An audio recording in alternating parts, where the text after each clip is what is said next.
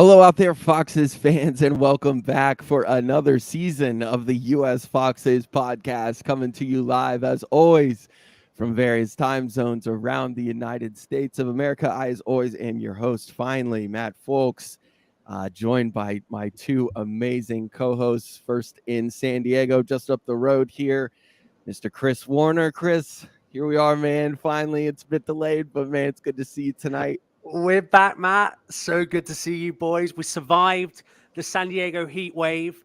We're back with football. Oh, yeah. It's been an eventful summer, and I can't wait to talk Leicester with you boys. It's been too long. So, yeah, stoked to be here. It absolutely has been too long.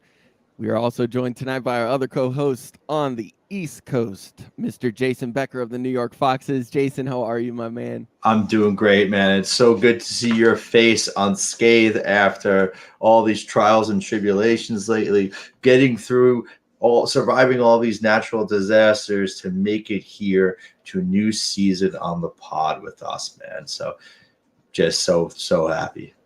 Hey, I'm being resilient. For those of you that don't know what Jason is speaking of, literally a day before we were going to record our season preview pod, the roof collapsed in my spare bedroom / podcast studio / my wife's work office / where I had guests staying just literally nights before the entire roof collapsed and ceiling collapse, I should say, at 1:30 in the morning. We thought we had a robber going on. And so, yeah, my apartment is now a construction site, that half of the place, because then they found moisture damage in other parts. And so now it's all sealed off and wonderful. And we're moving to a hotel tomorrow. So, yeah, it's been quite the adventure. So, yeah, my podcasting equipment was closed up in that room, and we had to venture in there to get it today. And so, yeah, guys, listeners that are our longtime listeners, thank you guys so much for your patience. We love you so much. And all you guys that have reached out and said, holy shit, dude, like, I appreciate it so much. We're taking it with a grain of salt. And yeah, we're just going to get through it and hopefully get some money taken off the rent and hang out in a hotel for a little bit. Well, Matt, yeah, thank you guys. Matt, you were saying before the podcast, I suppose the only silver lining is you're closer to the pub on Saturday for the game. 100%. I cut 10 minutes off the commute to the Bluefoot on Saturday, where the San Diego Foxes will be hanging out. We didn't get to hang out for the first match of the season because it was a 4 a.m.er. But, man, guys, we're not going to get ahead of ourselves because we have so much to catch up on without having our season preview pod. But, yeah, we've got a lot to talk about, and holy crap, I don't even know where to begin, guys. It's been a crazy summer. We're going to forget things. First off, I just want to say that we're going to miss some shit, and you're going to be like, why didn't you talk about XYZ? And you're just going to have to bear with us because we're trying to jam a bunch of stuff in. And as you can see, we also don't have the fourth member of our brain trust this evening, Mr. Jim Harris, down in Houston. He is on vacation with his beautiful bride in Mexico. And yeah, love you, Jimmy. Enjoy your vacation. But we can't wait for your insights when he gets back. So we're going to do our best to hold down the ship tonight, guys, and cover every aspect we can. So Jim must have booked his vacation around the same time that our club booked a tour of Southeast Asia, just not accepting the reality of relegation and when this season was going to start. Yeah. That was a fun trip. That was basically just like a big a big PR. Ended up being just a great PR thing for the club, I guess, trying to build that footprint in Asia. But if you woke up like I did to watch the Tottenham match at 2 a.m., you didn't get to watch that. It was rained out. What else went on there? Are we missing anything besides the insane? I guess we got to play a makeup friendly against Port FC. I'm not sure where Port FC is. I'm sure there are plenty of ports out there in that part of the world. And then, we played a good 20, 30 minutes against Liverpool before, the rest, it's not worth talking about. But yeah. I was nervous about how the guys would come back, but the boys look like they're back in good shape. So, well done, Maresca and whoever else was getting the hill runs in there during that trip. For sure. Did either of you two get to see those the new mascots that apparently are only going to be in Asia. They had a name too, and I didn't get to see the name of what it was, but someone told me. I just can't remember. But I totally missed that, man. yeah, they were a boy and a girl wearing right, but they're anime characters essentially. But Oh, Lester fans. are we sure they're not Vicky the Vixen and Cousin Dennis in No, the disguise like Thailand that? version, no, they were not, because there is Asian Filbert. If you guys have seen, there is a different Filbert that appears in Asia, slightly darker fur. I think it might be because he has a different diet over there. But then these other two characters appeared, and they were anime characters that were essentially Lester fans. So that was pretty cool to see. But it did make me kind of, I think we missed a very cool opportunity to have anime Filbert. Instead of the chocolate Filbert that is currently over there. Boys, I've missed you. This podcast could have gone in a million and one different ways, and we start with anime Filbert and his friends in Thailand. Okay, yes, It's good good point. Moving on, guys. Let's start at the beginning with our new manager. I think that's a good spot to start, Jason. Enzo Maresca, the Italian supermodel, comes over from Pep's coaching tree. I mean, what are we going to call it at this point? Chicken coop. I mean, the dude is just splurting out eggs, and they're taking over managerial positions. And we've got, apparently, from early signs, Jason, we've got another Italian star on our hands. He thus far has done nothing but impressed. What are your thoughts early on our new manager? Yeah, so I don't know if anyone can tell that's supposed to be an Italian flag behind me, but as far as bald Italian men go, or wannabe Italian men, or Italian, well, anyway, any kind of Italian, Stanley Tucci's got nothing on this guy, Enzo Maresca. Oh, yeah. I gotta tell you, but he seems to get it. There are a lot of unknowns about him. I don't think many of us knew what he was going to do, but we kind of knew that he would come out of that Pep mold and want to dominate the ball and play a similar style. And he certainly talks a lot about Pep. He's got a lot of Pep's mannerisms, has the same haircut, has the same facial hair. So there are a lot of similarities there, and certainly a lot of respect. But I think for me, very early on, I've been very encouraged by kind of by some of the things that Maresca said, and by how he acts. He seems to get it. He seems to understand that everyone at the club needs to be on the same page. Chris went on an incredible rant last season about just the complete disconnect at all levels from the club. And right from the beginning, Maresca was talking about the academy and how important it is for the academy to have a path to the first team. And he still, even after today's League Cup match, was talking about that.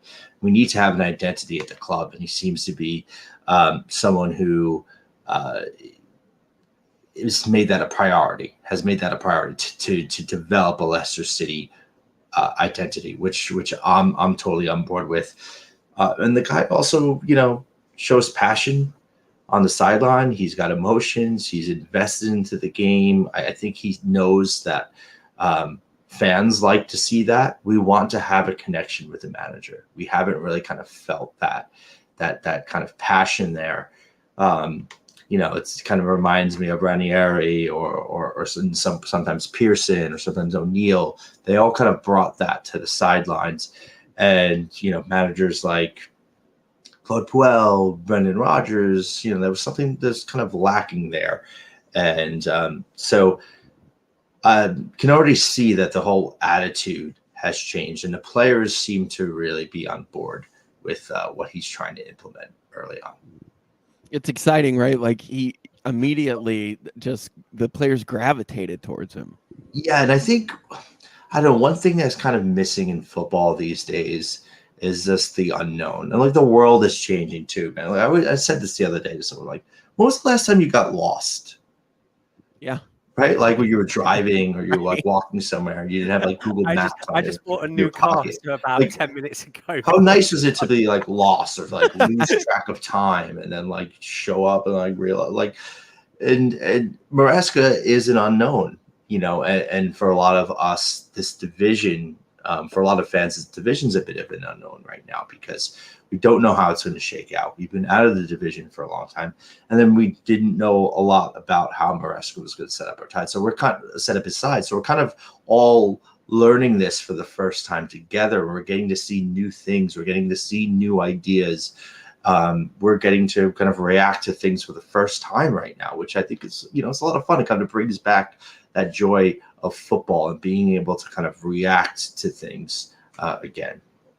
Yeah, the Italian accent after the, at the post-game interviews, man, if I missed that. Like, that's just it just makes me, like, it's perfect. It's absolutely perfect, Chris. Your thoughts on our new boss, man, and what we've seen thus far. So I think as Leicester fans, we realized after last season we needed a dramatic change. And I think the first 3 weeks after the end of the season, you were looking at the list of names and it was just the same merry-go-round of people. And to be honest, I didn't think the club would go in this direction. I thought it was going to be Scott Parker, and maybe their first choice was Scott Parker. And there was rumors about potentially issues regarding kind of maybe approaches and vision and things like that. But personally, I love it. I really did. I was calling out for this. This requires us to do something different. And we've screened at Rudkin all last season to think about going outside the box thinking. And it took us to get relegated to do that. I think the one thing I like about him so far is his honesty. And I think he comes across as a genuinely really sound lad. Like, you listen to all of the people that speak to him, and his knowledge of the game comes through leaps and bounds. And I think, as Jason pointed out, like, the players seem to be super receptive to this, and I think that's a huge thing this season because, like you said, like, this is a new league for a lot of our fan base. And I'll tell you one thing about this league, as someone that's seen them, it's a long season. You're 6 more games. You start earlier in the cup, like we did today. Like, it just drags. This does, and you're gonna need somebody that can instill a mentality down at Seagrave that is not only conducive to success, but is conducive to the longevity of the season. I think Maresca's the guy to do that. So, yeah, I'm super excited by it. I think we'll go on to talk about tactics and kind of how he's changed stuff. But, I mean, if I was giving him a grade first 6 weeks, I'd say A-. I mean, he's done everything that I wanted and a little bit more. Yeah, I mean, the trust is... The player-manager trust is something that I think this locker room has just been devoid of for a very long time. And that bond that you're speaking of is so important in a league like this. It's an absolute grindhouse. I mean, we remember, Nigel, he'd have taken a bullet for any single one of the players in that 2012 season when we just ran, muck house. 2012, 2013, we ran through the season. I think, sorry, 2013, 2014. 13, 14. Yes, thank you. I mean, the prior season, 13, we were pretty good that season too. We made it to the playoffs. Oh, God, let's not talk about it. But we don't need to. Yeah, they. But this bond, because if it's got to be there, because to your point, Chris, this season is just going to be a grindhouse. And when we look at what Brendan had, it was the exact opposite with the locker room. You look at players like Soyuncu, perfect example of a guy that now is starting for Atletico Madrid, and because of his relationship with Brendan, couldn't make it work here. So I think we saw today. I don't want to jump ahead to what happened today against Burton, but we saw, Jakub Stolarczyk get his, first start. So that's a direct path. And when we see these young guys see that and say, hey, if I, put in the work and I pay attention and I'm ready to go. I mean, we saw 7 fucking changes today, guys. Like, you're going to get an opportunity if you're putting in the work here. And I think he's broadcasting that to everyone right away in the locker room. Like, you put in the work. I'm not going to have favorites like the previous boss here. And I think that's only going to breed, a cohesive locker room, Jason. Yeah, and so before the season even started, he did an interesting interview with his buddy Guillaume Baleg, I think is how you'd say it. And one thing I think stood out to me in that interview, and He talked a bit about Johan Cruyff. He talked about being challenged and being around people who challenge him, how important that is for him. And to be that kind of a person, you have to be secure enough in yourself to, know when other people have input that might be better than what you're bringing to the table. And you need to rely on some folks who are strong characters and not feel threatened by them. And you need to bring in those types of characters into the dressing room. And we've been missing those types of characters now for a while. Albrighton talked a little bit about that today. We can get into that later. But it's refreshing to see this kind of approach and the types of characters that were brought right into the club from the get-go. And he comes from, he didn't have the best of spells in his first coaching job in Italy, which I think, bodes well for us. He honestly, like, I'm sure as anything in life, you make mistakes you first go around at something and you remember things and, hey, I'm going to do this differently. I'm going to do this differently. I'm going to speak differently this way. So I think we're also going to be, beneficiaries of that. Yeah, and so for folks who may not be as familiar with his background, he has got a really interesting career. He left, I think he was at the Milan youth setup, and then left to go play professional football at West Brom, which is not the typical path for an Italian player. He also spent a lot of time in Spain. His wife is from Spain, so he has a lot of connections to Spain and Spanish culture as well. So he has a lot of experience working with youth setups and building up academies, which I think is really good for us.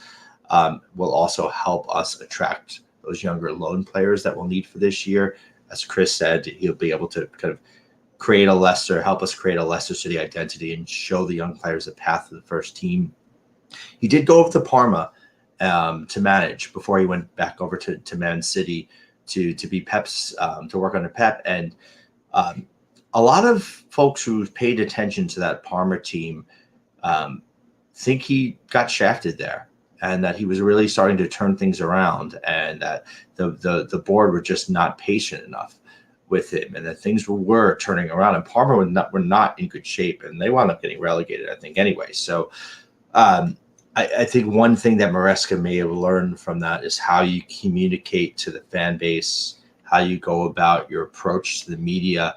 And he's been very clear with the fans, to be patient. It's going to take time. We're only a month into it right now, but as long as he's going to continue to look for progress week by week, game by game, practice session by practice session, and to give it time and trust in the process.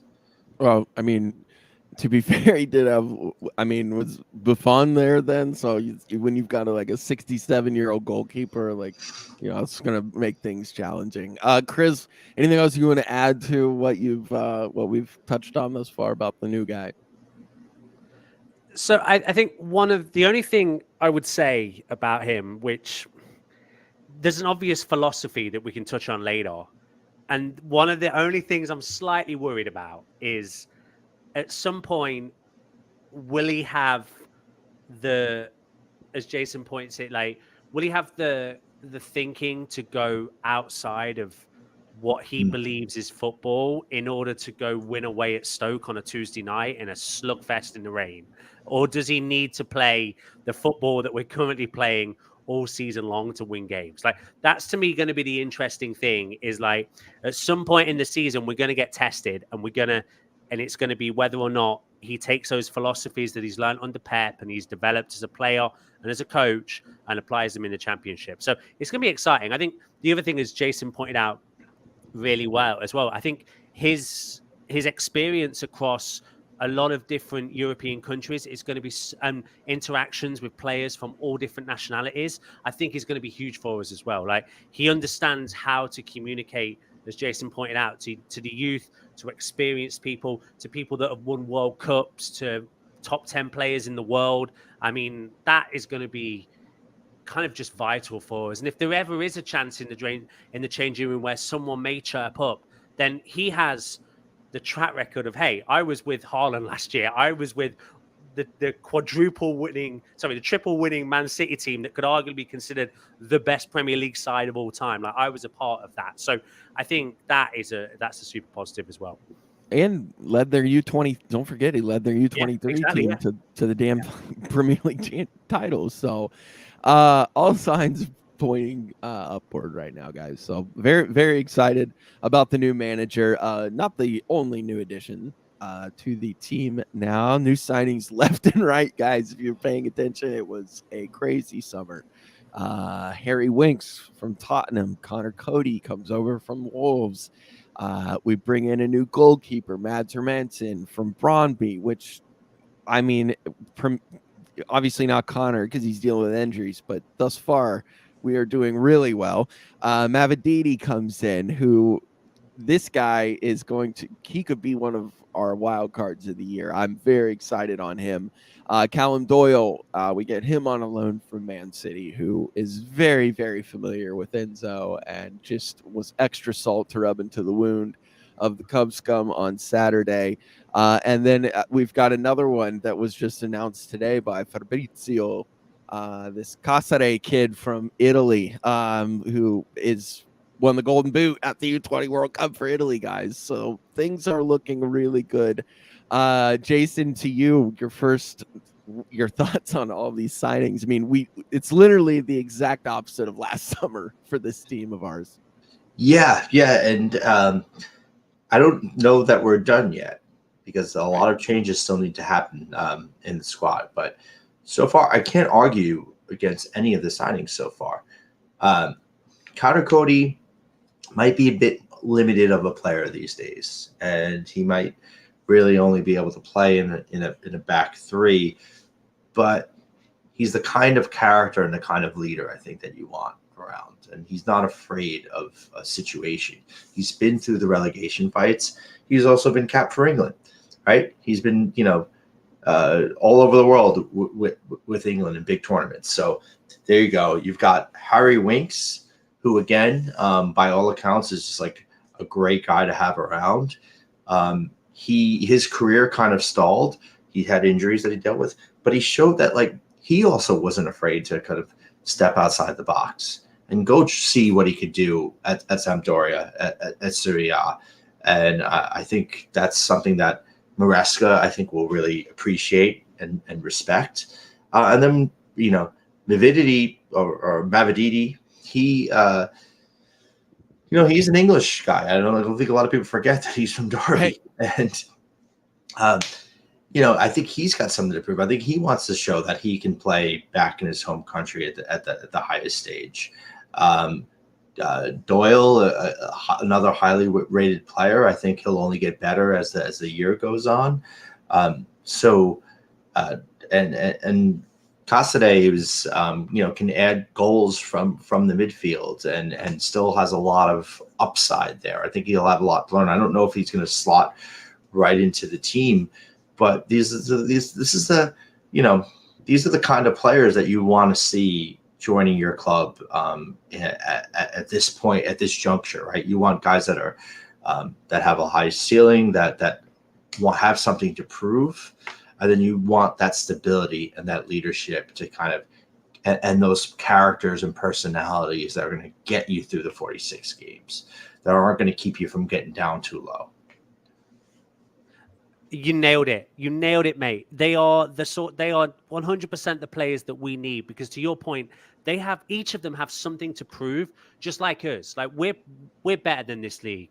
We need to prove that this year. These guys know they're better than the Championship. They need to prove it. And to your point, it's a great alignment of club thinking with individual thinking. And I think that's huge for us this year. The Winks signing is probably the one I'm most excited about. I think this kid, it's to Jason's point, he's had a rough time of it through injuries, and then obviously being at Spurs, where you can spend a gazillion and get a player in every summer.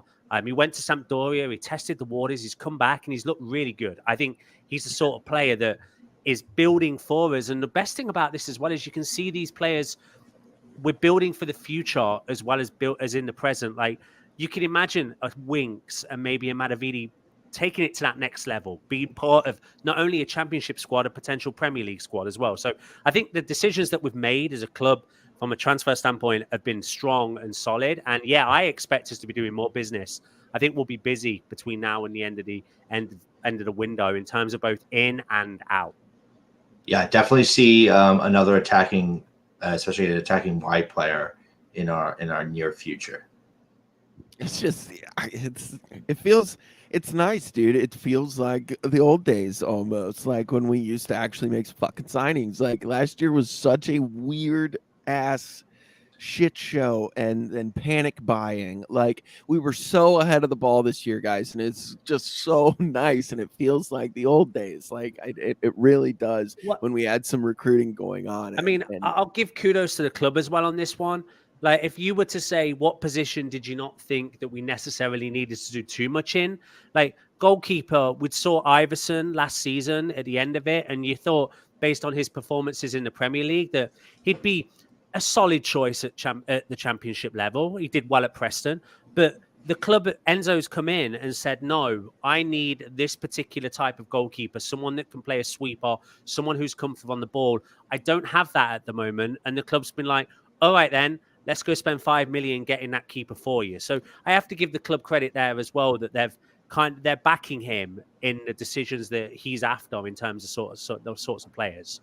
Yeah, and also he's shown that he's not going to let a player's kind of past dictate how they should be playing this season. He's got Ricardo in a very interesting role where he kind of goes back and forth between that fullback position and a holding midfielder, which I love seeing Ricardo, on the ball as much as possible. So hopefully that keeps this season fresh for him as well. And hey, he's even trying out Ndidi like a Yaya Toure kind of role, playing in the best position. And look, it hasn't been going that smooth, but he scored a beauty of a goal today in the cup. So yeah, I think Enzo must have watched that the run Ricky had against Tottenham, because that's the role that he's 100% in now, and that famous goal that Ricky had against them, it's ideal for what the position he's in now. And yeah, with Ndidi, man, I don't know. We'll see. I had a whole thing lined up, and then today's performance just kind of shoved a sock in my mouth. So granted, it's against much lower competition with the Brewers, but at the same time, it was good to see number 25, who, for so long, guys, we were so freaking excited about that man, and it's just been kind of last year and all of that. It's been a bummer to kind of, people slagging on him because he hasn't been up to the level that we expected. So to see his confidence again and to see that goal today was really good. To see that thing hit the post and dig in, that was awesome. So he kind of threw off what I was going to say about him. So I'm excited to see what Wilf can do going forward. Let's talk then about some outgoings that took off. We won't spend too much time on these players, but there were so damn many, guys. We'd be remiss if we didn't. Obviously, if you've been living under a rock, you do not know that we sold James Madison or Harvey Barnes or Yuri or Cags, Dana Marty, Ayosi Perez, Johnny Evans was signed to Manchester City for like 6 games to play in America. Naples Mendy, Ryan Bertrand, Tete. Basically, we cleaned the fucking house, guys. And yeah, some of them, one of them especially, maybe 3 of them, I'm 4 of them I'm sad to see go. It'll be interesting to see what Harvey can do. Not sad about Matters. We can get into that if you guys want to, but I'm perfectly fine with that going away. Never bought one of his kits one time. Yeah, bye Matters. Good luck. Harvey Barnes, like I said, George Hurt. Yeah, I'll just say a couple of words about Harvey Barnes. I'm so excited for him. Me too, man. I can't wait to see what he does. Champions League, like, lad, I think he's gonna tear it up this year. I really do. He's looked great in preseason for Newcastle. So excited for the lad. It's a bummer that he wish we could have kept him out of everyone. He was the one that I was like, if we're down for one season, could the club have made it done enough? Yeah. But no, understanding he had to go. But yeah, good luck to the lad. I'm super excited for him. And on the flip side, I mean, Yuri Tielemans, what a story that is. You go from a lad and maybe this is the power of agent talk and modern day journalism, that you're going from a guy that was routed to be the next Arsenal great or whatever, and he ends up at Villa. And I'm like, oh. Well, I'll just quickly say what I think about the Yuri situation is, if you look at his agent's roster of players and clients, Yuri Tillmans is by far the biggest name on there. He's got a bunch of no names. I think this guy was completely out of his depth, making up BS left and right, telling Fabrizio all sorts of nonsense, and pretending like, or trying to act like there was some deal from the clubs like Real Madrid and Arsenal, and trying to manufacture that interest when I just don't think it was there in the first place.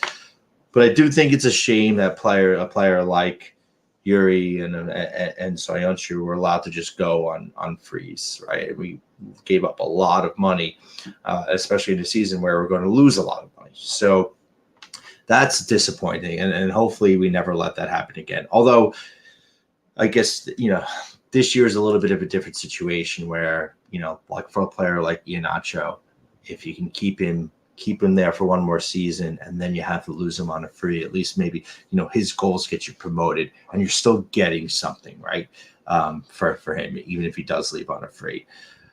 But I'm just looking up and down that list of names, and I see a lot of talent, right? A lot of skill has walked out of the door, but not the type of kind of character that we need right now. Right.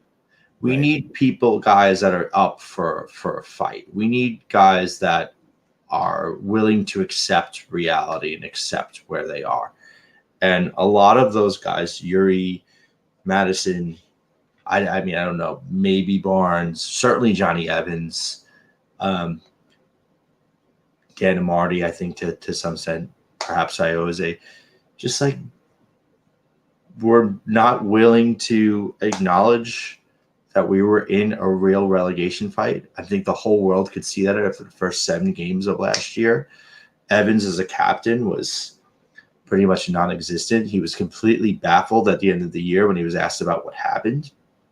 And we need guys that are willing to stand up and face the music. We need guys like Iheanacho who was willing to do that when a lot of those other guys weren't. We need guys like Ricardo and Justin who have something to prove and want to make things right, instead of going on Twitter and yelling at journalists for writing fair articles.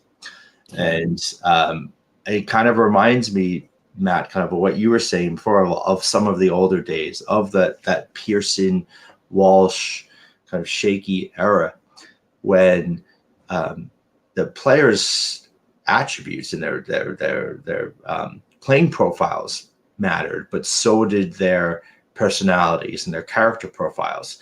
And that was a really big part of what we focused on when we did turn things around and rebuild the club during Pearson's second stint, which ultimately led to us getting promoted, which ultimately led to us winning the damn Premier League. Right. Yep. Building that cohesiveness. And Chris, to your point, like I hope Harvey is like an incredible player on just a shit team, because I fucking hate them. So I hope he's just scoring incredible goals. Like he's scoring 2 a game, but they're getting beat 6-2 every match. So that's you're having is Harvey Barnes golden boot and Newcastle to finish 15th. Perfect. Or 19th. That would be even better. Yeah, and looking up and down the rest of the list, like there's obviously lots of memories there with Dan Amarty. Hell, I even have, when I think Ayoze Perez, I'll always think of the 9-0. Mendy, some good times. Bertrand can fuck off. Tete can fuck off. I do think it's hilarious. George Hurst, we perfectly set up for a revenge match against us, where he'll probably have a hat trick, because that's just what we do. Yeah, he scored at the weekend, didn't he? The winner. Yeah. So, yeah, guys, I don't know. That's pretty much where I sit on this outgoings, and I'm the same with Yuri and that shit show over in Villa. But who would have been able to guess that Ryan Bertrand would be without a club? I mean, I'm shocked. I'm surprised he is not signed up. I don't think anyone's watched Bertrand's skills tape on YouTube. That's why.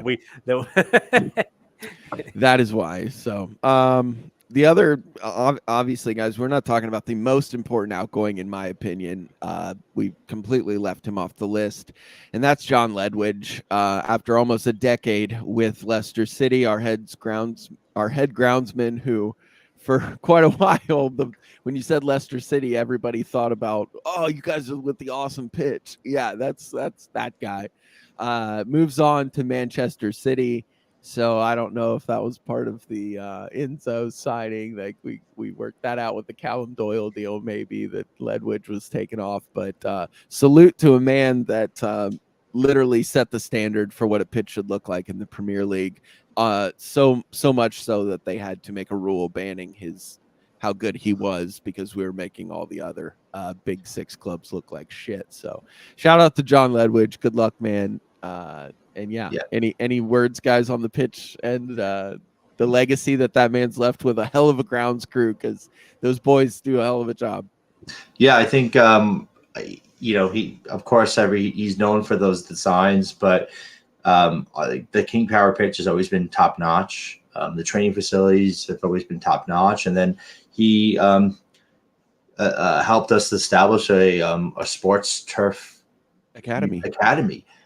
Which I think will be really big and kind of set the standard for the game, across the world. And just one of those things outside of football, I think is just good for our club to be involved in. I think one thing about John is for a head groundskeeper, he is incredibly accessible to fans. Someone that I've had the pleasure of interacting with several times over the years, that my brother has spent time on the pitch with him and his dog, and just a really genuine and nice guy, and someone who was just great to have around the club. But I know that he left that team in good hands, and so we've got some other top-notch professionals ready to. And then if anyone watched this League Cup game against Burton, it was almost like Burton Albion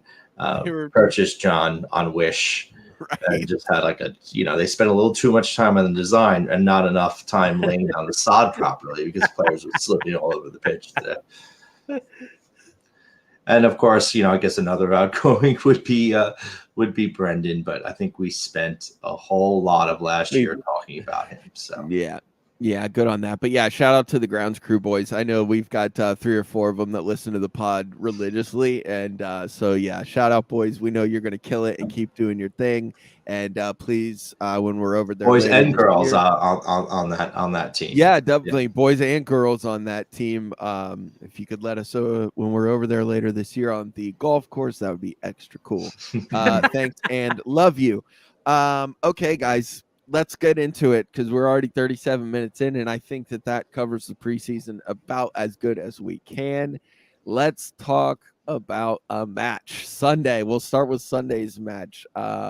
First of all, the fact that we got Cove first, that's just right off the bat, M69 Derby. Everything is on the line as far as your season getting off to a good start against a rival that hasn't beat us at home in 30 years. Everything, the weight on Enzo's shoulders heading into this match must have been fucking crazy. And I know it was for me as a fan, just thinking about it, knowing about the history, knowing about how important it is to get off to a good start. And Chris, yeah, pre-game, what were you thinking, dude? Because it was quite the build-up for your first match as a manager. It was a crazy night, wasn't it? I don't know about you, but I got up early to watch the US women's team. Yes. So we were up at 2 a.m. watching that, and then it rolls. Obviously, that goes to penalties, and you just kept looking at the clock going, all right, we're getting closer to 4. I flick it over. 2 TVs here. I did 2 TVs. Dude, spot on. Flick over. First thing is, I was like, the commentary not having a away kit. I mean, you're talking a color clash beyond belief, like blue and light blue. I mean, just nuts to start off with. But yeah, Matt, I mean, it snuck up. I think we would but at the moment that we kicked off, I was just in love with Maresca ball. That first 15 minutes, we moved it so quickly. We passed it. We were everyone off the ball. Everyone wanted the ball. It was just a completely first 15 minutes. I was just there was probably not much on terms of shots on target or deliverables, but good Lord, we look good. And I was like, if this is how we're going to look for the entire season, then I'm in on Maresca ball already. And the crowd were, I think the crowd were, the KP was was good. Like I enjoyed, I think we had a fair few down there, which is always a good thing. I mean, time will tell whether we keep that 30 odd thousand. I mean, sometimes in the championship, you'll often see it maybe drop a little bit in terms of fan base, but yeah, really enjoyed that first 15. They all look good. The lineup itself was, I mean, don't think any of us picked the 11 that he picked. No I mean, way. there were based on preseason, I was pretty confident that he'd start Vestergaard, which in itself was something that not a lot with the Cody injury. It was pretty obvious that he was in Maresca's eyes, the best on the ball option that we have. I mean, I think ultimately Maresca plays you if he thinks you're good on the football and you can play a good pass. I don't think his first line of I'm going to pick this lad is because he's tall or because he's plays centre off. It's what can you do with the football at your feet? Because we are going to have the football for 80% of the game. And so that's going to be that was his choice. So not surprised Vestergaard, but then players like McAteer, especially, was someone that we'd not necessarily see a lot of in preseason. All of a sudden he comes in. The Ricardo experiment we'd seen a little bit of, but yeah, it was a riveting first 15 minutes. I'll put it that way. Yeah, KP, shout out Union FS for a beautiful pregame display. And yeah, shout out to KP for showing up. It was loud. It was impressive. And when you have an M69 dart, shout out to whoever made the Cub Scum banner that they hung on over the bridge on the M69 to really bring things back into the fold again. That this is a rivalry once again. I was very excited, and I think that if we can keep that atmosphere all year, and yeah, Chris, you're exactly right. But if we can keep the inspiration in the fans, I think it's going to be the hardest place to play in all the championship. Yeah. Gonna do that a few times. Well, I just realized I have one of the old mugs here that I've been sipping out of today. I'm gonna have to change that one up. Get a nice EFL coffee mug there, but.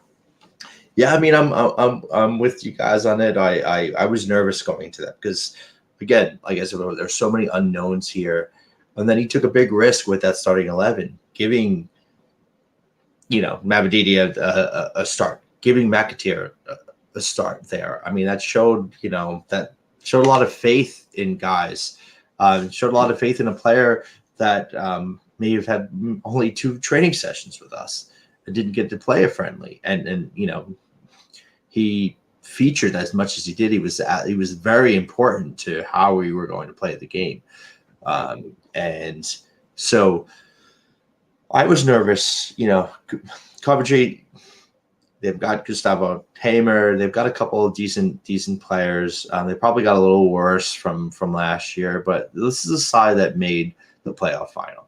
One of the best teams in the league. Yeah. And so I was looking at them at plus 500, 5-1 odds here, and thinking, oof, that seems a bit overpriced.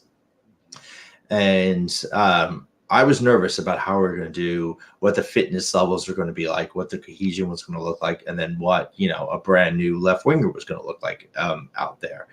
And then the first few minutes pass, and I saw the way we were playing and just kind of felt like there would be goals for us. And I got on the Chris's positivity train and put a live bet on Leicester to win, and then when they had dropped down to almost even money, and then also added on plus 2.5 goals. So it was a good morning. Did go down to the Football Factory. They opened bright and early. It was originally almost going to have to be a top secret endeavor over there, but all 3 floors were open for the Women's World Cup game, so we were able to slot right in. Oh yeah, 7 a.m. start, no problem. That's great.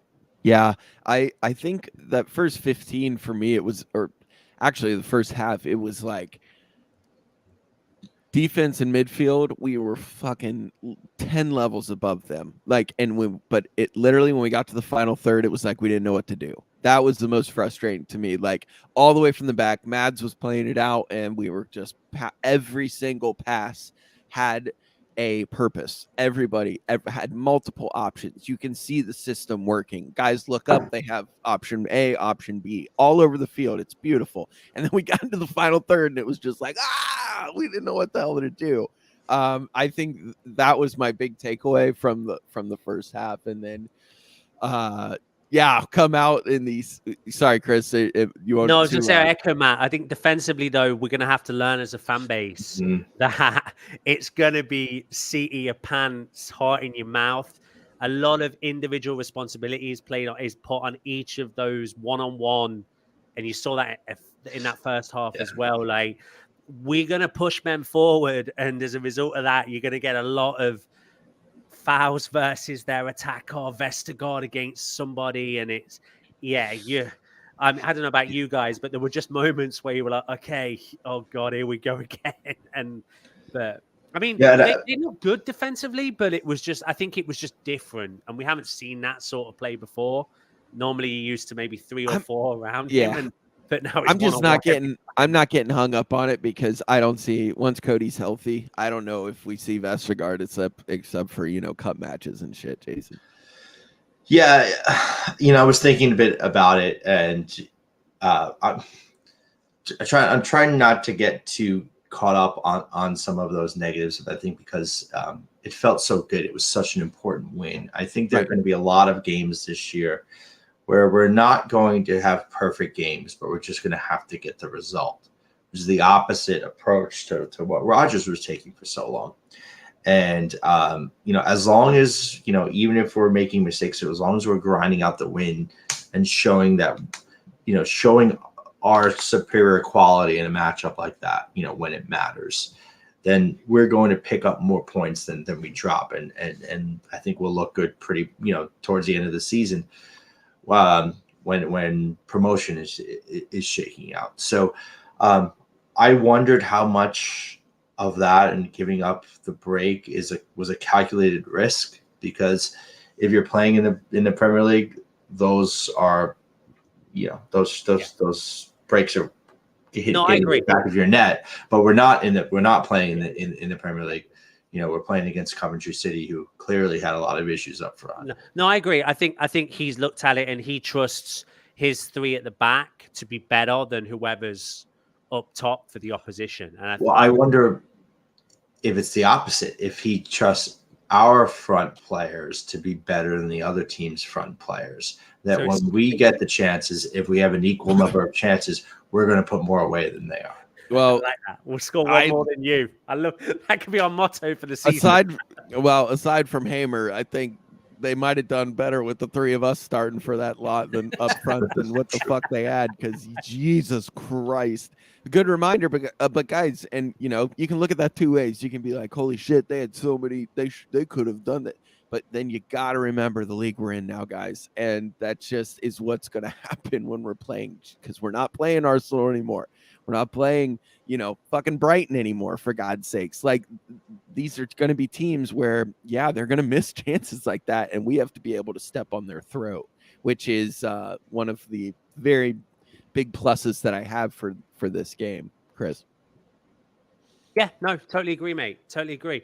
I think, to echo your guys' points as well, I think statistically there's just more goals per game in the Championship than there is in the Premier League as well. So I think you guys are bang on with that as well. I was just going looking at the stats. Maybe not, but I think bar Man City, you're looking at last year's table. Yeah, there's probably more at the top end of the league. So I think you guys are right. Probably we're looking on winning games more than one. May I just comment, if we go start to the second half, if you boys haven't got anything left to say about the first? I know Enzo's we've still got a lot to fix. I think corners, again, the curse of the corner hits us every single time. I mean, dude, Vestergaard lost that guy. No, that was not Vestergaard. Sorry, Matt. I gotta stop you right there. Indeed. Ndidi. Ndidi was turned around talking Okay. to Hermanson when the corner was kicked. It was his man. He Okay. wasn't focused. And listen, Hermanson is young. It's going to take him some time to command the box, but the keeper's got to make sure everyone's focused on their Yeah, job. you're right. That's fair enough. Listen, Fair enough. I'm with you. My first instinct was to blame him too. Yeah. The more I watched that, Good Indeed. point. What do you think about? Sorry, I didn't mean. No, I Oh just- no, bro. That's why we do this. Come on. It's fair. I am in agreement. Matt, what do you think about Mads and the fact? So he is over 6 foot, isn't he? I think he's like 6'1". 6'1". I think 6'1". Like, But I don't know if it's because Vestergaard was back there, but the homie looked 5'10", or if the fact that we're still just used to, like, when I see a Leicester keeper, I just see like a shadowy outline of Casper, but he just looks he looks small. But I gotta say, guys, holy shit balls, the motherfucker kept us in that game, Jason. Yeah, man. Well, I think he's got a bit of a baby face too, and Yeah. that's not helping. But his reflexes, his shot stopping, man. You know, you're a keeper, man. You can talk about that better than me. But I was really impressed. But also, his distribution was phenomenal. And wow, when's the last time we saw anything like that? Those 5/10 passes that he's just like effortlessly lobs to the foot, like it's exciting. The package is there, Chris.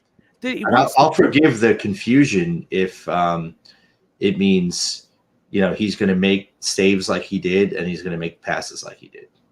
Yeah, he wants the ball. I've never seen that really before in a wants it. goalkeeper. Like he generally wants the ball, Yeah. and like he wants to be like he's playing the sweeper position like the old school way, but he gives options every time. And like your boys' point, like his distribution was excellent. I thought none of this chipping it into the row 3 of the East Stand anymore. Like this guy knows what he's doing. He's willing to play a 30-yard ball to feet, and we can build from it. But yeah, no, it was great. go Yeah, ahead. like and Willen, like, go ahead, press us. Yeah. We've got a keeper now because we have an extra player back there. We have center backs who are comfortable with the ball, and now we have Ricardo and Winks who aren't going to get phased by any press, waiting for it in the middle of the pitch. And it's like, all right, go at it. You know, give us numbers. Then we'll have our new exciting left winger one-on-one. And So, go for it. See, press us.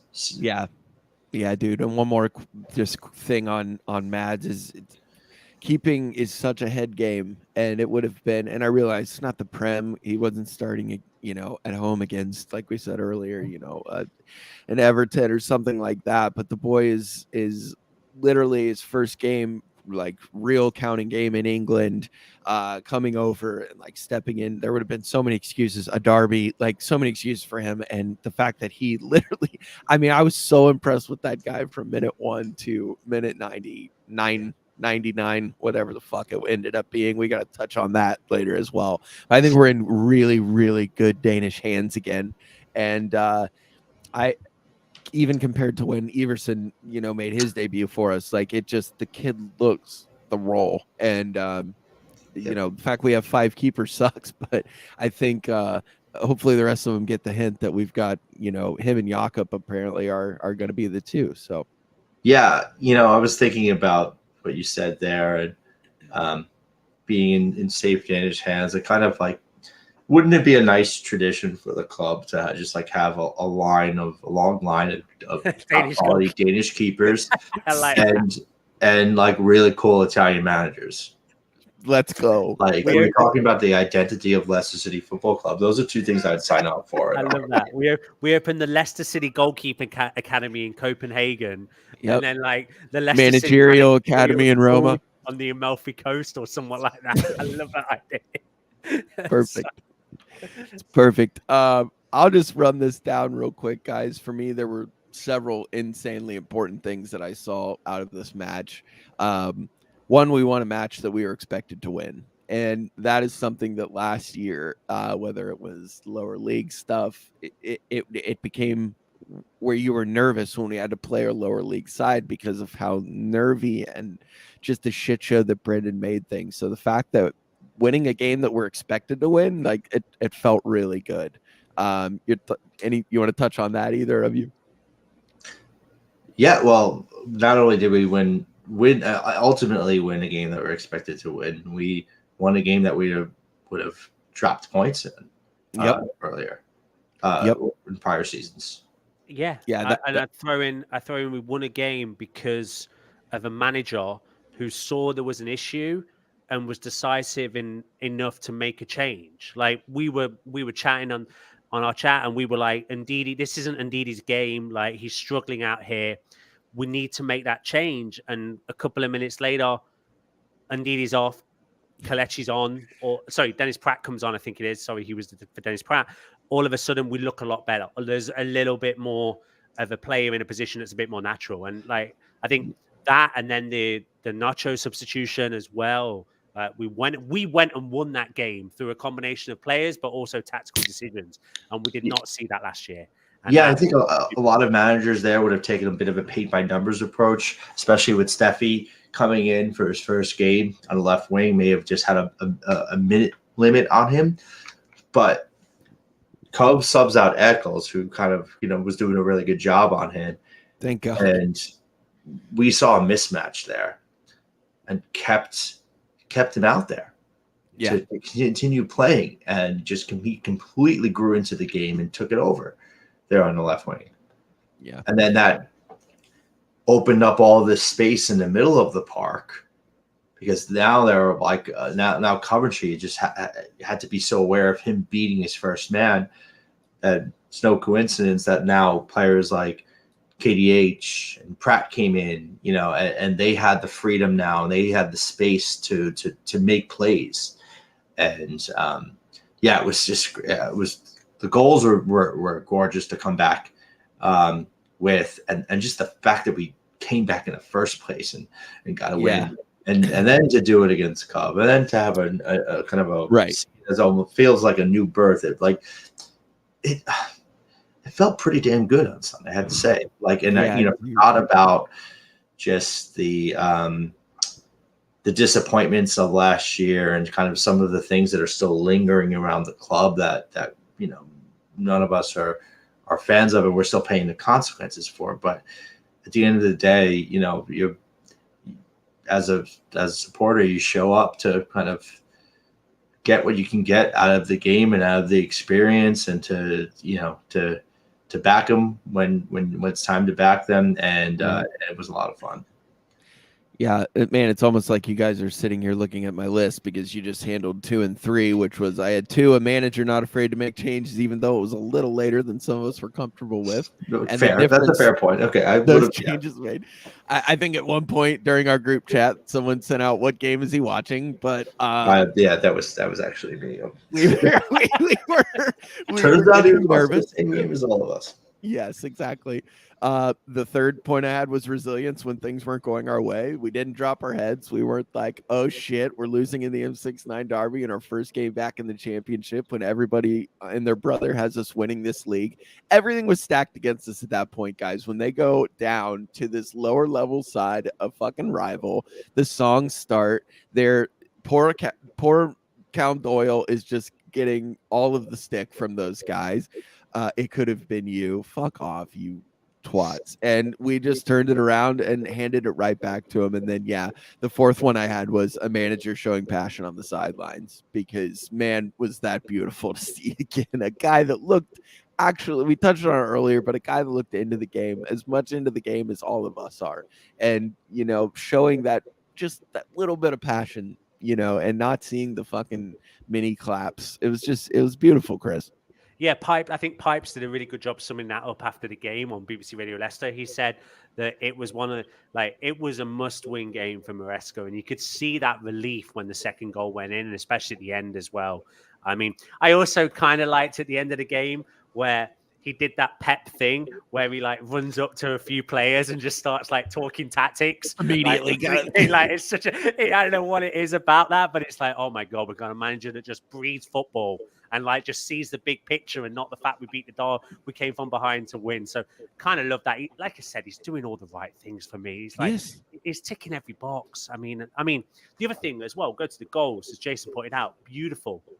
KDH is first. The way he just ghosts into the area as that Paul Scholes from the 90s kind of vibe where he's just sneaks in last minute, Pratt with the ball across, great header, keeper didn't have a chance. And that's what we just love it. Yeah. Yeah. A Leicester header. And a header too. And it was so key for him because you could see how much confidence he had lost last year. He was set up to fail playing on the right side for so long at the beginning of the season. And he really just did not have any confidence in front of goal. And to just get 2 huge goals like that right off the bat, it's got to do wonders for him. And he had a little bit of a rough start, a rough first half as well. But you can see that the identity of the team is changing. And, when things aren't going your way, you don't give up anymore. It doesn't seem like Maresca is going to stand for that attitude or has that attitude himself. And it seems to be feeding into the players. That passion is there. Hopefully it continues. We don't burn out too soon. And, in addition to Maresca, just like letting loose on the sidelines, I still haven't seen any photos or videos. I don't know if there are any, but a lot of people who were at the game said that Mavididi went up to one of the ball boys after one of our goals. He was like so pumped up, and he just like picked the ball boy up in the air, and apparently just like made the kid's day, and he was just beaming and just smiling and for the rest of the game. And it just shows that, like, all right, hopefully we're rebuilding that connection again between the club, between the fans, between the players and the fans, between the manager and the fans, between the manager and the players. And, if we're all on the same side this year, it could be a really fun season. Yeah, KDH, what do you say, guys? I mean, the kid just did everything that you would want to see in the M69 derby. He knows what it means. He knows what a loss would have meant. And for him to just grab the game by the balls and say, I'm going to put this on my back, a la what I've grown up watching Vardy do, what I've grown up watching Mares do, these players that he really, like, sometimes you just, as a player, you got to take things over. And he did that. And man, it is exciting to see. Like, you guys aren't on our level. We're not supposed to be down here. You guys are. And I'm about to show you that. And he did it. And yeah, to your point, Mavididi, I mean, go ahead and finish what you want to say about I got plenty to say about Mavididi. No, well, I was just going to say, what you were like, how many times last year were we just like begging for someone on the side to kind of try to take a game over when things weren't going well? Sometimes Madison would just press too much and couldn't quite do it when things were going against us. Tielemans would get gassed out during games. He just didn't have that fight to go through the 90 minutes. Iheanacho is probably the one guy that showed that he could do it, but he didn't get to play enough. And it's good to see now guys like the KDHs who are going to have to be, he's a younger player, but he's been around the club for a while. He needs to be that engine for us and needs to be one of those emotional leaders of the side. And was very, very happy that he was the player that stepped up and did it. And you can see what kind of a difference it made to the result. Yeah, that's a great point, because obviously one of the things that we haven't really got a club captain this year. It's kind of, we're playing it by committee. It seems like he spoke in his press conference. He said players like Albrighton and Vardy and Cody, those experienced players. But it does, to your point, Jason, set the scene for somebody like KDH to have a hell of a season, build on this, start to demonstrate that leadership. And you can envisage, like, this guy, it's not going to be too long until they're thinking about throwing the armband on him and giving him it for hopefully a long, long time. So no, yeah, I mean, yeah, and I think maybe it's a stroke of genius from Maresca. We'll have to see how it plays out. But basically, telling all the players, you all have an opportunity to take a leadership role.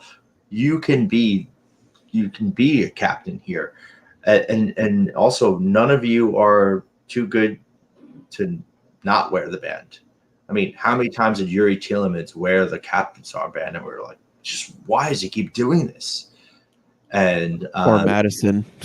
I mean, and Maresca is taking the opposite approach, and I think that's really clever by how him. many games did our club captain actually play over the last 2 seasons as well?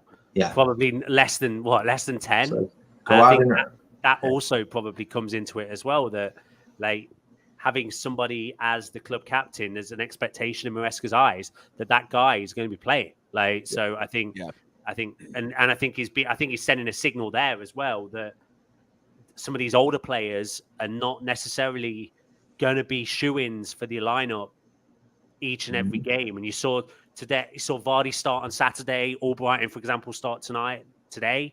I think that's probably sending the Captain Albrighton. Yeah, Captain Albrighton. Which I love, which, you know, that's just shows that Enzo gets it. Like, how long have you been at this fucking club? How many trophies have you won with this fucking club? Put on this fucking armband. Like, he gets it, guys. And it's so truly great to see. I did want to touch on the new Didi, Mavididi. The boy, like, honestly, guys, he looks dangerous. I think we've got something special there. And I also think there's a redemption arc there. Like, Leicester, redemption, try to get back into the Premier League.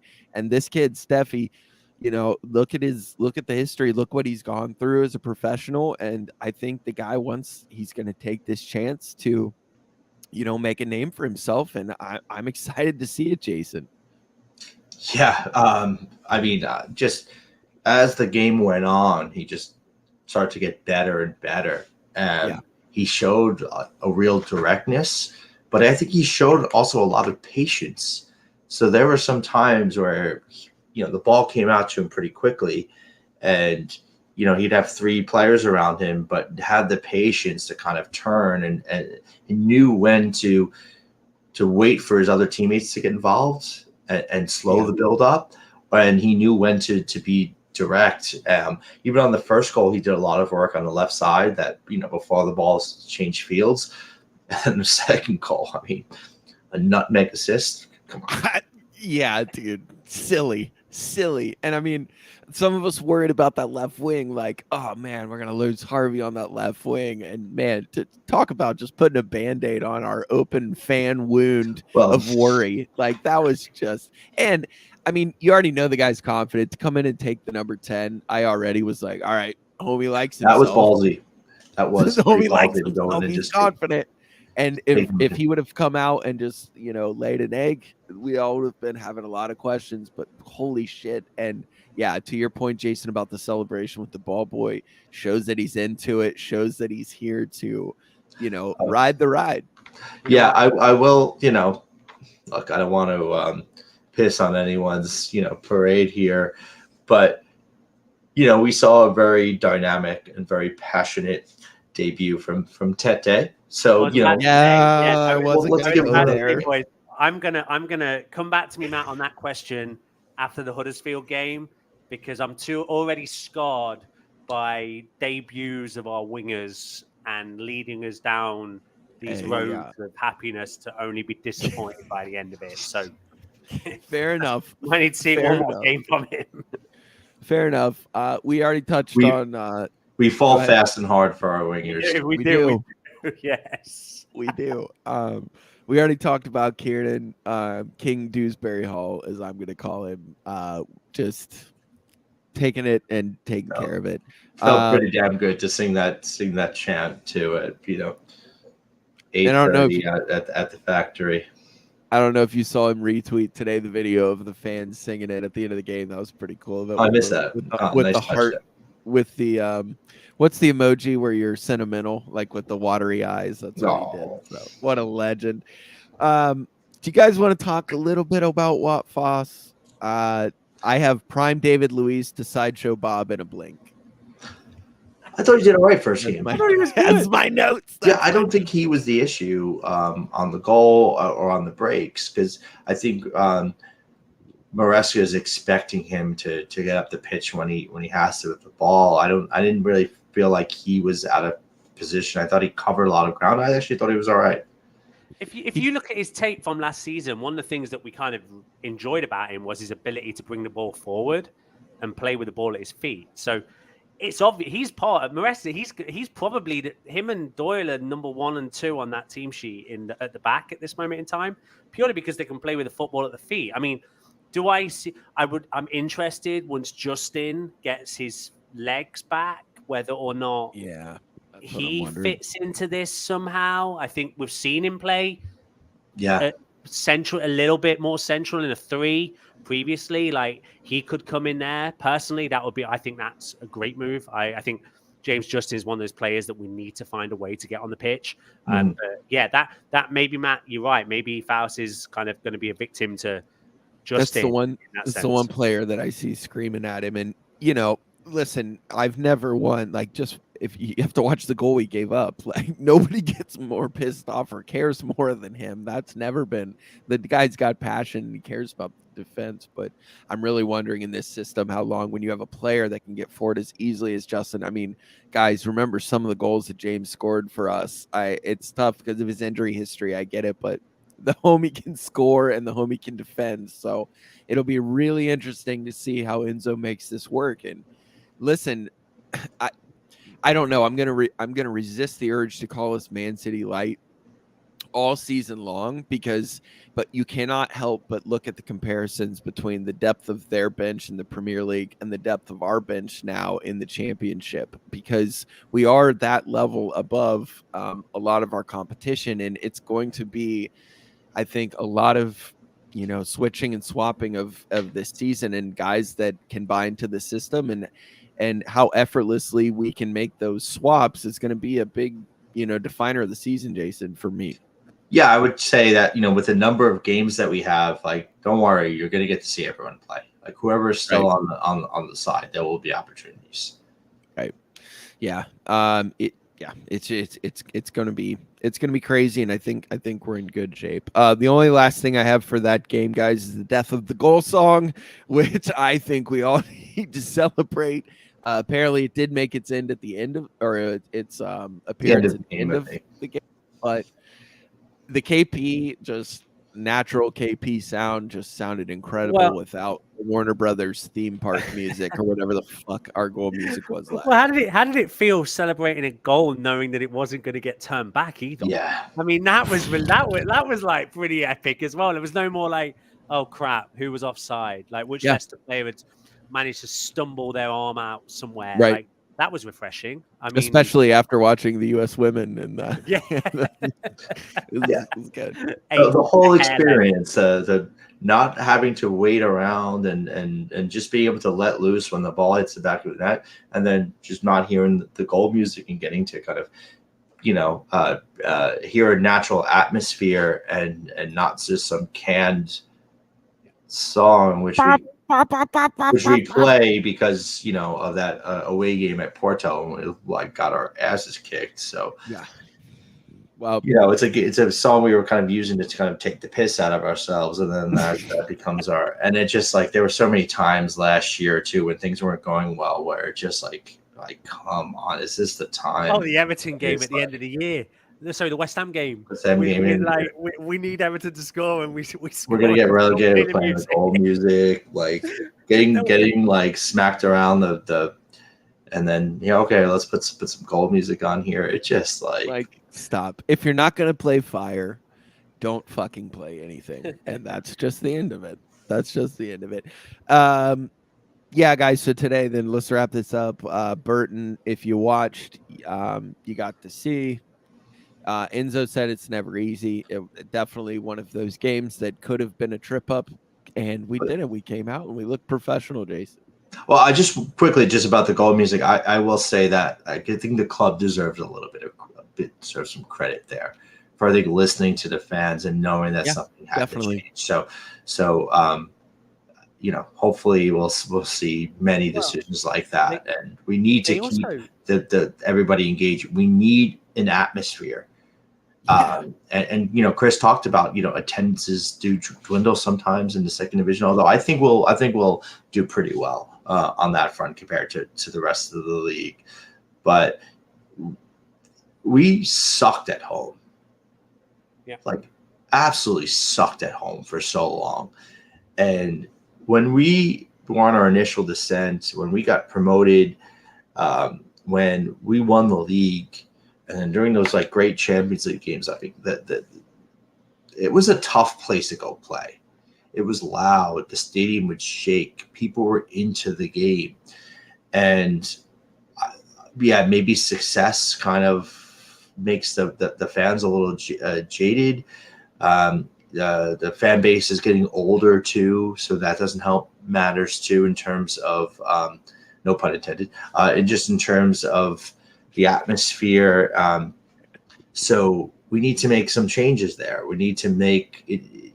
Your stadium should be a fortress, no matter what division you are in. And no matter how well or poorly things are going, you need to do whatever you can to kind of encourage that atmosphere. So whoever did ultimately sign off on Kenny the Gold music, hopefully it's not just a 1 week thing. And well done. I think little things like that will make a difference. Yeah, Matt, we're gonna have to ask Ollie to review the IPA on sale at the KP this year. New IPA on tap. They're actually doing local beer as well. So Ollie, if you're listening, you're gonna have to send us a video. Oh, he will. Let's go. That's amazing. Yeah, guys, it's going to take a little bit of time for us to get used to this identity of being the big dog in the league.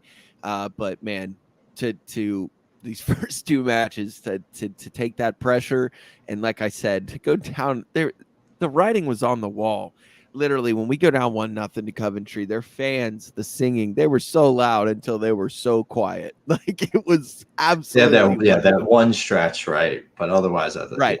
Yeah. That's what I mean. So it would have been so easy. And last year, dude, I could just see like we lose that game with our manager. But I'm very excited. And yes, I know it's 2 games in, guys. Suck it. I'm getting excited because I'm just seeing, the writing on the wall, and I'm excited. I won't blame anyone who wants to get a little, carried away. Look, it feels good to feel good. All aboard the Optimism, and we haven't gotten the chance to do that in a while. It feels good to feel good. It feels good to feel good about to be positive about your football club. And one thing I'll just say about today, which I thought was super interesting, and it'll be, I think moving on to Saturday will be very interesting as well. Like you look at the stats from that game, we had like 80% possession, and we killed the home crowd. Like it was silent there. Like it was really at times disconcerting how kind of a stadium of that many people could be so quiet. I just wonder whether that is something that's going to play to our advantage throughout the season by having so much possession of the football, whether or not we're going to be able to kill crowds by this. And I think this could be something that is going to be a great tool for us, as you guys have said. Like every game is going to be the FA Cup final for these teams against Leicester City, and if we can find ways to neutralize that, I think that's going to be a great benefit. But I love the ball at our feet. Yeah, I love it. You're dead on. I think the greatest challenge for us this year is going to be how hard and how long we can step on the neck of our opponent. Because it'll be super easy sometimes, I'm afraid, that we can get bored. And I feel like I've even seen it a little bit today with Burton. Like, I just feel like the greatest challenge is going to be ourselves this year, and really standing on the throat of the opponent and taking it and really applying our level to them, Jason. Yeah, well, look, I think it's going to take time still. Maresca's only been around, with the side for a month. So I know the Pep way is to go score the first goal, score the second and third right away. But we're going to have to learn how to be patient again, where we're not Man City. At the end of the day, we are a side that did get relegated, even though skill-wise and personnel-wise, we probably have an edge over most sides in the league.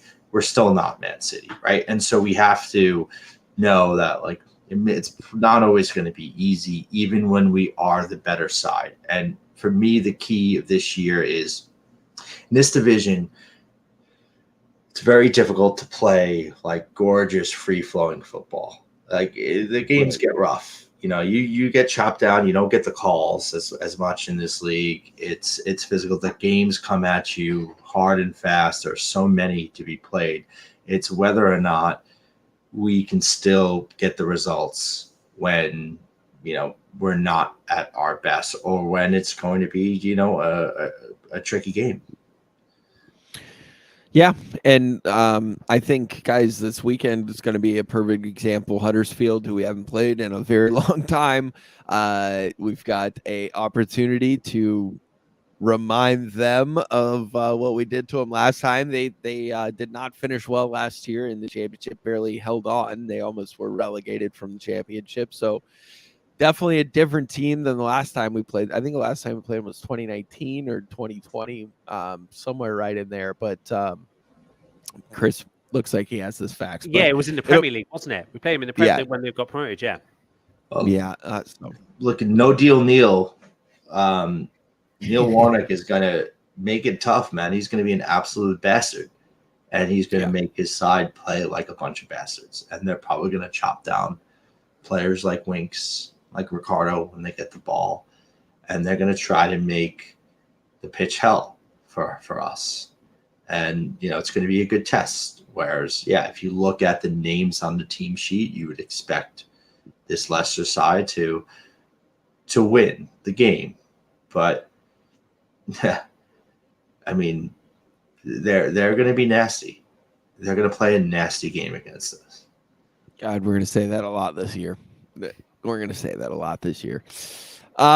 Christopher, I think we can start to wrap things up. Final words for the guys heading into Huddersfield this weekend, and just this new team that we have.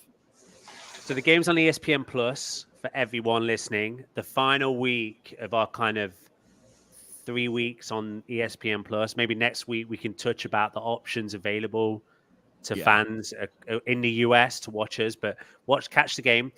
Huddersfield, Matt, amazing place. I'll give you. Jim's not here, so this will be your introduction to Huddersfield geography. Halfway between Leeds and Manchester. One of the only places in the UK where there's a pub inside the railway station.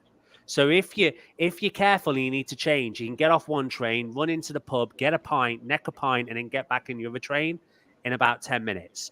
It's part of what's called the Real Ale Trail as well, which is, as a San Diego guy that loves craft beer, it's a little stretch of railway between Leeds and Manchester where every little station has a pub within 30 seconds of it. So you'll probably see a lot of Leicester fans taking advantage of that, shall we say, over the weekend. So I expect us to be loud. I'll expect us to be. It'll be a fun atmosphere in that away end.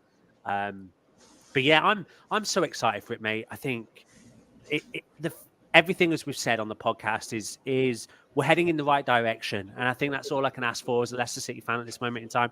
The club has taken on board, as you guys have said. I mean, we haven't even spoke about the kits. I think all three. I was gonna hit absolute fire this year. I'm getting all three. The training wear. I'm even on board with some of the Adidas templates this year. Like, they're doing all the right things. The on the pitch, it's looking right. I think the next 3 weeks are exciting. We'll see some players out, some players in. So, yeah, just when you think you've done enough to get away from this club, they'll do everything to lure you back in. And now I'm fully vested, mate, and I can't wait.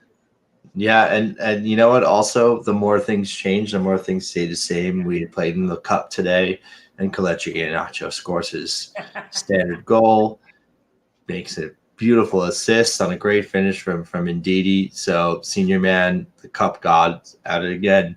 And look at us all smiling, 2 games in, loving life in the championship.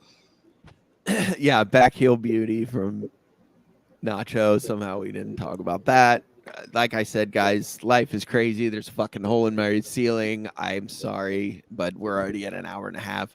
The kits, just 20-30 second summary here. Fucking beautiful. The blue one, it's very reminiscent of the Fox Leisure Days, guys, with like embedded print of a fox head inside of the actual jersey. It's beautiful.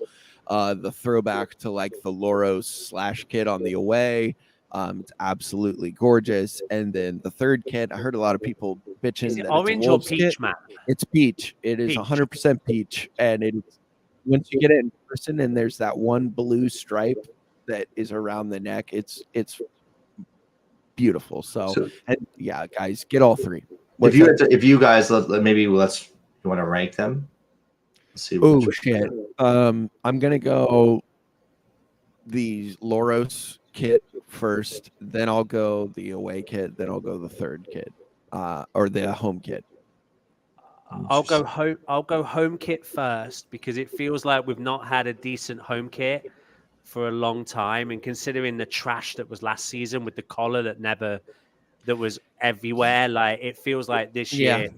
And to your point, Matt, that the embedding is that 96 Walkers style kit. Yeah, I'll go home first, Pete second. I'll say Laura the third, the away kit third, only because it's a carbon copy. I know it's the history, the original Leicester Foss. It was the original colours of the club, but I prefer the Loros sponsor to KP on that one, so I'll probably go that third. Fair enough. Yeah, I